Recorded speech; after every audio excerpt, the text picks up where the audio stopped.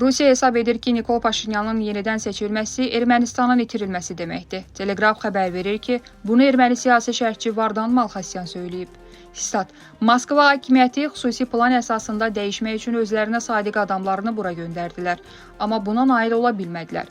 Ruslar düşünürdülər ki, pulla istəniləni həll edə bilərlər. Hesablamalarını da bunun üzərində qurmuşdular. Amma çaşqınlıqla üzləşdilər, çox pul xərclədilər. Nəticə əldə etmədilər. Buna görə də küçə leksikonuna keçib haykü salırlar. Putin əmr verib ki, Ermənistanı parçalayıb talasınlar, ölkəmizin parçalanmış bədənini onun ayaqları altına sərsinlər. Statın sonu. Malxasyan qeyd edib ki, hakimiyyəti dəyişdirmək məqsədi ilə Rusiyadan İrəvana göndərilən oliqarx Samvel Karapetyan Moskvanın ümidlərini doğrultmayıb. Stat: Onlar axmaqdılar. Hələ seçkilər keçirilməmiş, hökumət qurub Kaluqalı oliqarxı da baş nazir təyin etmişdilər. Hələ uşaqdılar. Bunların nə beyni var, nə də ideyası. Belələri necə inqilab edə bilər? Pulla səs oğurlamağa çalışanlarla heç vaxt inqilab edə bilməzlər. Öz seçicilərini də malqaraya çeviriblər. Bu axmaqlar kənardan idarə olunur. Sahibləri necə göstəriş verirsə, elə də edirlər. Məsələn, Margarita Simonyan və başqaları. Statın sonu.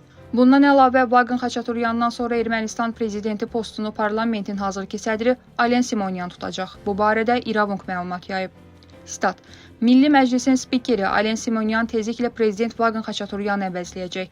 Hakim Vətəndaş Müqaviləsi Partiyası idarə heyəti artıq bununla bağlı qərar verib.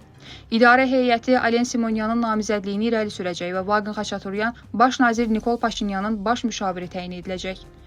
Hakim partiyadakı mənbə nəşrə bildirib.